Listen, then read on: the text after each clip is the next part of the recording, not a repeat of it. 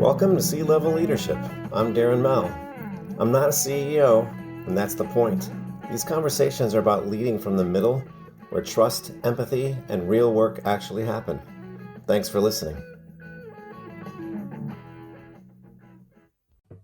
Hey, welcome back to another episode of C-Level Leadership. I'm your host, Darren Mel, average human being. And I have to say I'm excited about just about all the episodes here because it's just been so many years, 35 years in the working world, all of them primarily in corporate America, as well as being a people leader for the past 20 years in a manager or a director level.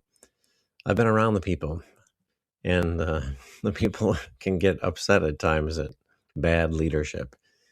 And as I said, I set this up to be a community for all of us as leaders. I want to hear from you. What resonates, what works for you, what doesn't, and even just events sometimes.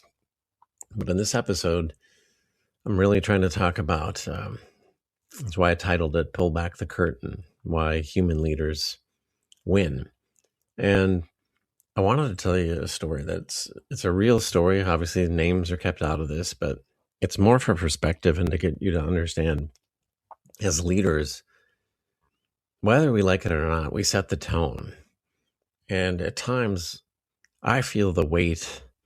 When you have a team that is not completely happy at the moment, their morale is not in the place. You know, I think I said this in the first episode.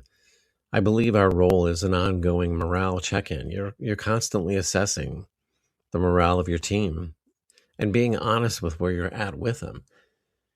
And so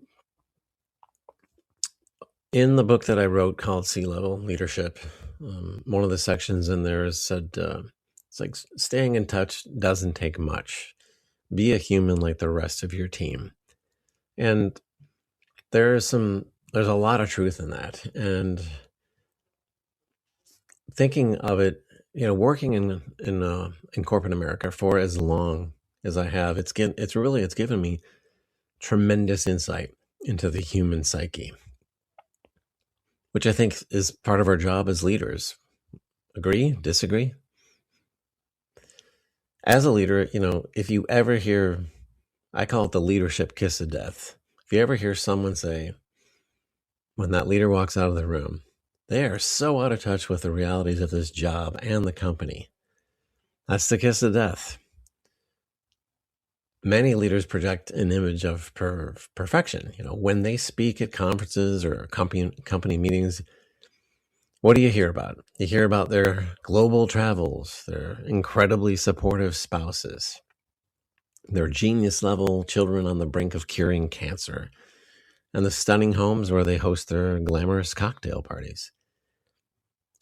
You know, I'm not suggesting that you bring all your personal baggage to work every day. You know, however, as leaders climb the corporate ladder, many of them do lose touch with real-world realities. And at the end of the day, we're all human and we come from the same planet. And at least I think we do. There's a few out there, I'm not sure. My role as a middle manager, I don't have a ton of travel, maybe 10, maybe 15% of the time. And I'm here to tell you, well, not just a voice that this is AI generated, not real, but, you know, I've got bills, I got problems, I've got stresses in my life, I've got a spouse and a family, and I'm here to tell you that it's not easy to balance it all. It never has been. Leaders at a higher level than me, they think about their travel schedules. They travel probably 50% of the time. And a lot of that travel is global, meaning they're rarely home.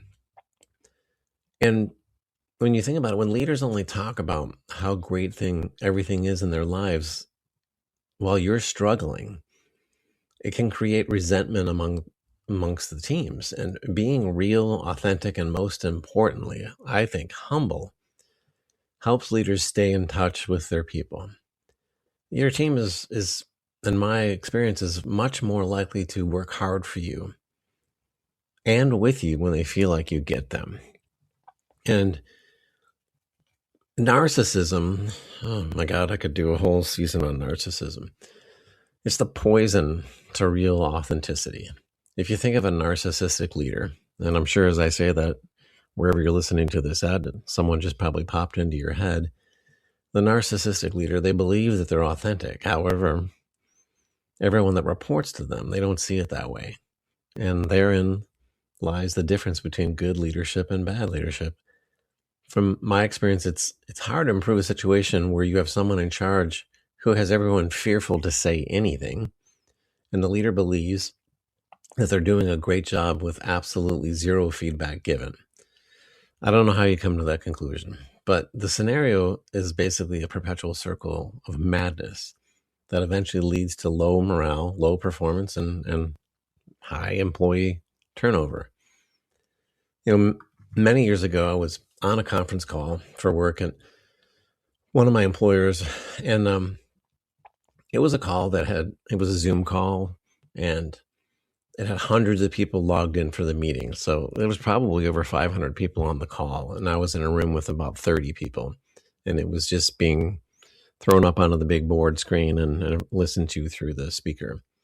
And it was being led up by one of the higher leaders, one of the RVPs higher up, and had been with the company for many years, like myself. The leader was sharing their career journey with employees. And I have to say, this was the first time I ever heard this. Towards the end of their story, they revealed that they were going through a divorce.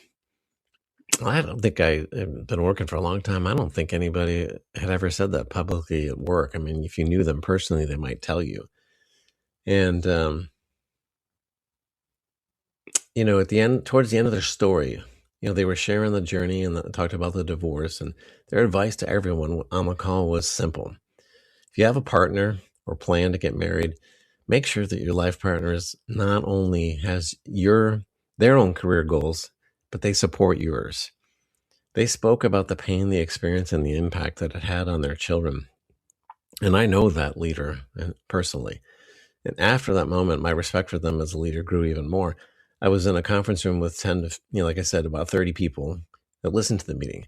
When it ended, everyone in the room was talking about how much they respected that leader for their authenticity and positive message, despite the challenges that they were facing. A few months later, I saw that leader in person. I made sure to tell them how much their honesty inspired me, and as well as the other people I was in the room with, and how much it meant to everyone on the call that day. My advice there is staying in touch with your team doesn't take that much. It really doesn't.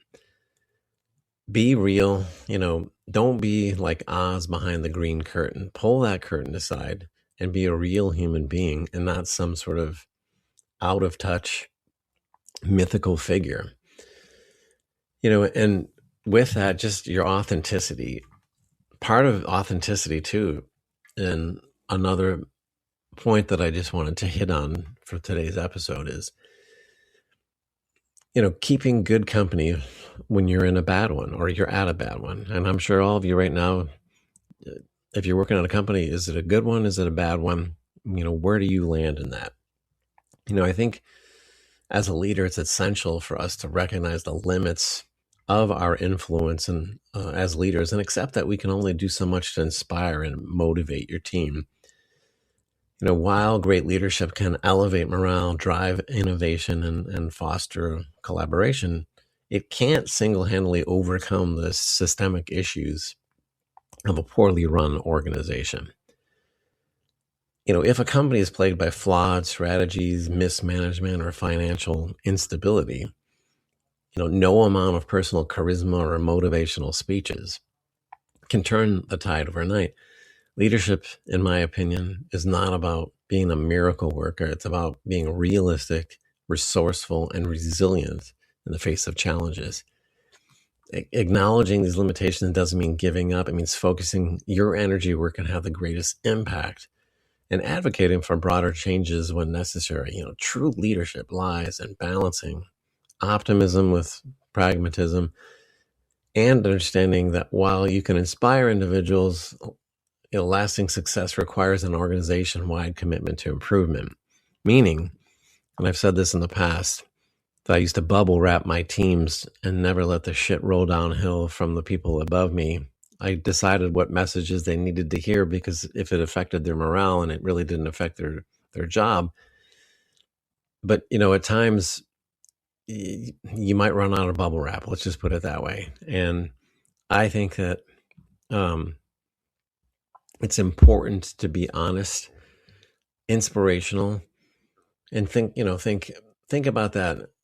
The question I'd like to end today's episode for you all to think about is, think a moment where you saw humility in a leader.